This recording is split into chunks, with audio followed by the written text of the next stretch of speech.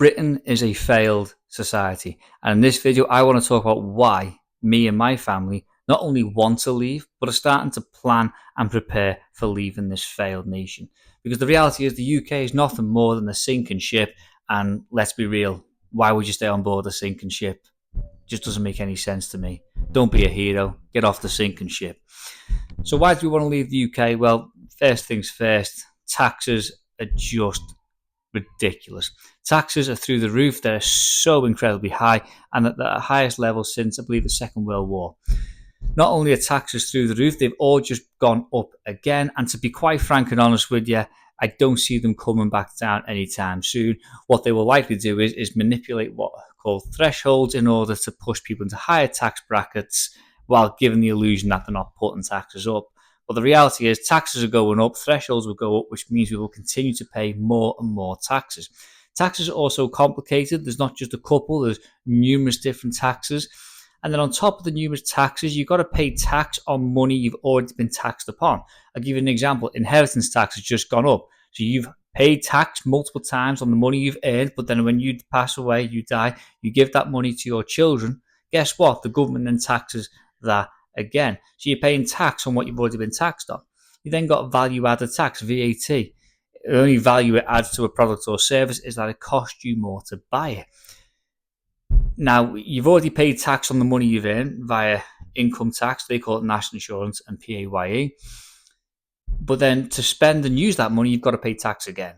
It's just absolutely crazy. And the corruption to the level of changing the name of what taxes really are, such as PAYE, national insurance contributions. The reality is they're two income taxes. That's what they both are. They're income taxes. It's not an insurance policy. It's just a clever way of saying income tax. And it's the same with VAT, value added tax. When you just say VAT or VAT, most people don't even realize what it is. But it doesn't create any value in the economy. It just pushes the prices of goods and services up even further. So taxes are going up. They're going to stay up. They're going to manipulate thresholds so that people end up going to a higher tax rate and pay more in tax. So taxes are going to stay where they are. If anything, they'll end up paying more, whilst I'll tell you that taxes haven't gone up. That'll be the future plan. But for now, they have gone up again. It's just getting ridiculous. They're also getting more complicated. And honestly, taxes are through the roof. This is why we're losing more billionaires and millionaires every year. And honestly, as the cost of living goes up and up and up, which is reason number two for leaving the UK. The reality is average families like myself, guess what? We're going to have to say we can't afford to live in this country. Not only can we not afford all the taxes that you've slapped on us and enslaved us with and stealing our hard-earned money, but now on top of those taxes, we've now got this high cost of living, which in part is because of the higher taxes.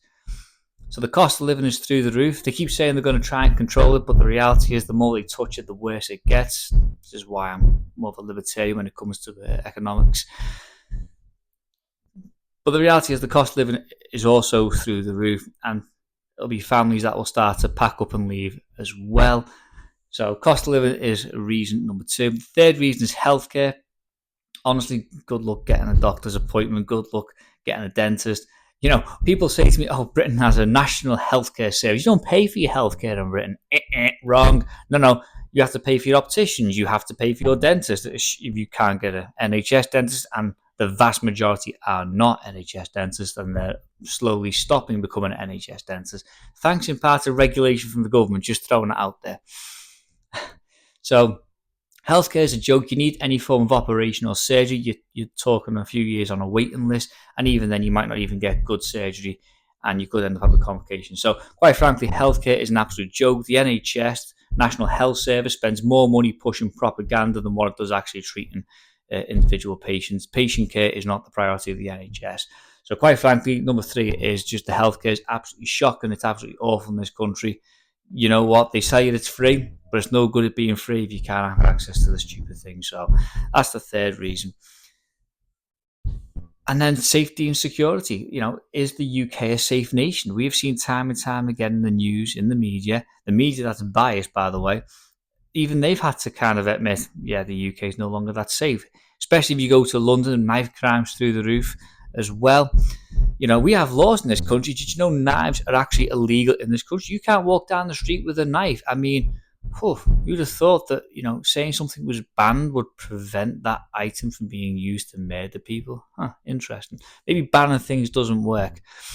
But the reality is that, the UK is no longer a safe place to be anymore. I've heard of many successful, wealthy people saying they wouldn't dare to walk around London with a nice watch on because someone might, chop the wrist off to take it off them and steal it.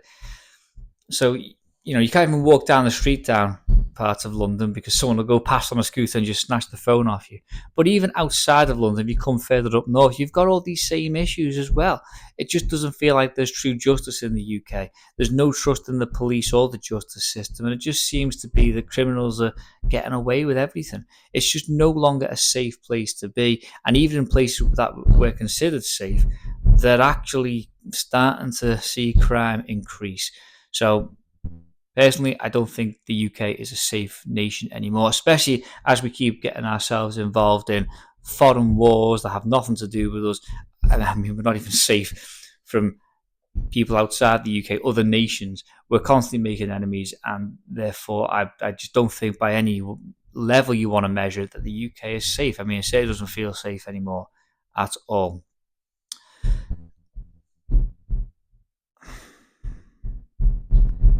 And honestly, I think things like education as well. I just look at my kids and I'm not even sure they're going to get a decent education if they went into a public school run by the government. Again, it just seems that they're pushing agendas and that's more important than giving kids a quality education. This is one of the reasons why we want to homeschool, which gives us that flexibility to just pack up and leave and travel the world as well. So, education perspectives, I mean, they're just not looking great. It's all about agendas in the school. I can't say too much because then it might get blocked, but you get the idea. I'm sure if you're watching this, you might be familiar with some of the propaganda being pushed on kids. It's not an education, it's an indoctrination, and it's still based on the same Victorian style education system that's been around for over a century now. So a lot's changed since the Victorian era, by the way. It's over 100 years ago. We've still got the exact same style of education. Clearly, something needs to change. And I think two of the last reasons, another one is the weather. The weather just sucks in this country. It's always changing. I'm always getting a cold because of the weather going hot and cold. I just can't stand it. I just like consistency. And then, honestly, it's the attitude and mentality of the British people right now. There just seems to be a hatred of people who are wealthy, people who are successful, people who have done something with their lives. There just seems to be a general hatred of them, and they're being punished left, right, and centre.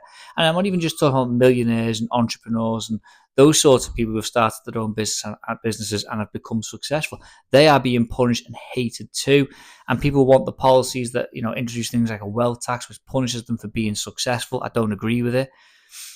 And I just sit back and think that's absolutely ridiculous. You're telling the next generation to not bother being successful. It's a very bitter culture in the UK right now, and a despising of people who are successful, unless, of course, you're good at kicking a football or you're some sort of celebrity for whatever reason. Then, if for some reason that's okay, you're all right. But if you're a successful entrepreneur or a businessman, well, then for some reason you are despised. And even moving away from that and coming further down the ladder, if you will, if you work in a job and let's say you're well skilled, you're very knowledgeable, you've got certifications, you're a professional, you're qualified, you might be an accountant or a lawyer. The reality is we have noticed that the minimum wage has been going up at a much faster pace than ever before, and wages for everyone else has stagnated. It's been very slow in growing. We're talking a couple of percent each year, which is nothing really in the grand scheme of things. And the reality is, what we're seeing happening is the gap between those who work hard, who are qualified, who are knowledgeable, who are professionals. Their pay isn't going up as quick, but yet people who can do any idiot-proof job that requires no thinking skills whatsoever, their pay is going up faster. And therefore, the gap between those who, those dead-end jobs, that's what they are, the dead-end jobs, and the more skilled jobs, for example, that gap's now closing. And as that gap's closing, it basically signals to people, why bother? I mean, we were joking the other day, we're not, as somebody who works in accountancy practice, we're not actually on that much more than somebody who stacks shelves in Tesco in terms of how much we're getting paid an hour. And that's quite worrying because a few people have sarcastically remarked that the way it's going, they might as well quit this stressful job and go and work and stack shelves in Tesco. So the reality is it just shows that opportunities in the future in the UK are not going to be great. There's going to be more of a culture and an attitude of not only hating successful people, but just not bothering to make something of your life, to have goals and ambitions and try and achieve something. Because why bother? Why bother? You're going to get hated and punished for doing so. So I look at my kids as well and I think of what they'll have to face. This is what I'm facing now. It's only going to get worse with this hostility and this, attitude from people.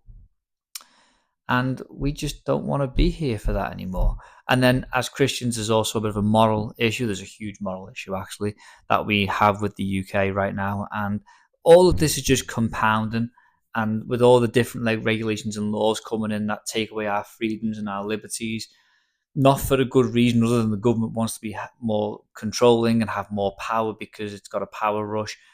It just seems to me that the UK is not a prosperous place anymore, and I don't think it's going to for the foreseeable future. I think we're on the verge of bankruptcy, and it's just going to continue to go down the pan. So that's the reasons why me and my family are looking and plan to leave the UK in the future, near future, hopefully. And who knows, maybe we'll go somewhere else. Maybe we'll travel the world and we'll work from our laptops and homeschool the kids. What a lifestyle that will be. But who knows? For now, there's my reasons. You may not like them. You may like them. You may resonate with them. I don't really care what people think. I know there's a load of people that will probably completely disagree because they don't care about high taxes, because they don't pay taxes, they don't care about ambition because they've got no ambition, they just claim benefits. I don't really care what you think, to be honest. If that's who you are, I couldn't care.